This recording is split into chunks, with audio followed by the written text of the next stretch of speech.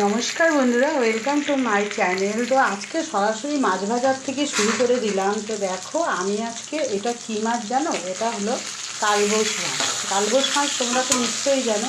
তো একটা গোটা মাছই কিনে এনেছিল আমি 1 কিলো ওজনের।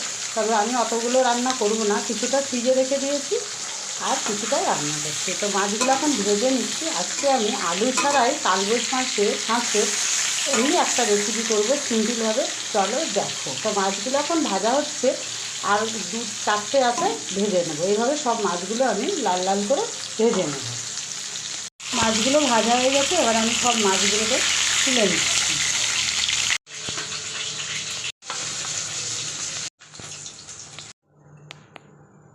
আর যেই কটা মাছ ছিল এই কটাও এইভাবে আমি ভেজে দিচ্ছি।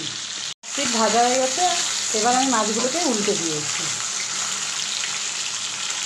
মাছ ভাজা তুলে নিয়েছি, এবার গোটা জিরে ফোড়ন দিয়ে দিচ্ছি।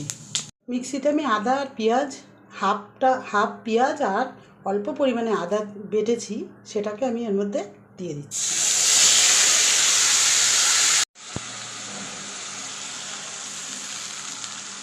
মশলাটাকে আমি কষিয়ে নিই।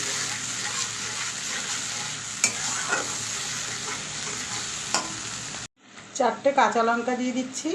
আর এই যে পরিমাণ মতো লবণ, হলুদ, একটু কাশ্মীরি মির্চ, জিরের গুঁড়ো আর একটু চিনি এর মধ্যে সব দিয়ে দেবো। মশলাটা কষিয়ে নেব।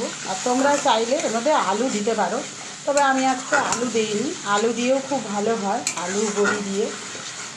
আজকে আমি এমনি মশলা দিয়েই মাছটাকে করব।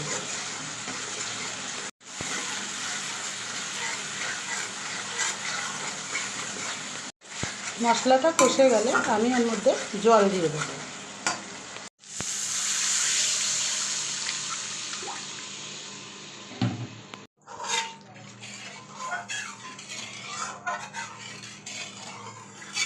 আমি জল দিয়ে দিয়েছি, তবে জলটা আমি খুব বেশিও দিইনি, মাছগুলো যাতে এর মধ্যে ভালো করে মিশে যায় সেই পরিমাণেই জল দিয়েছি। ঝোলটা ফুটে উঠলে মাছগুলো এর মধ্যে দিয়ে দেবো। এবার আমি মাছগুলো দিয়ে দিচ্ছি।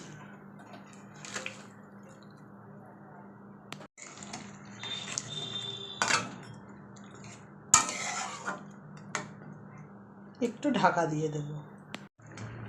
ঢাকাটা আমি খুলে নিলাম।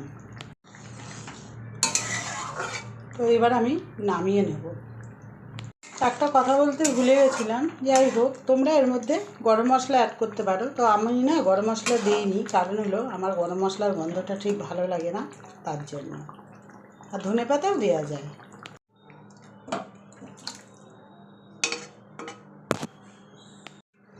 তো নামিয়ে নিয়েছি। তো আমার ভিডিওটা এই পর্যন্ত।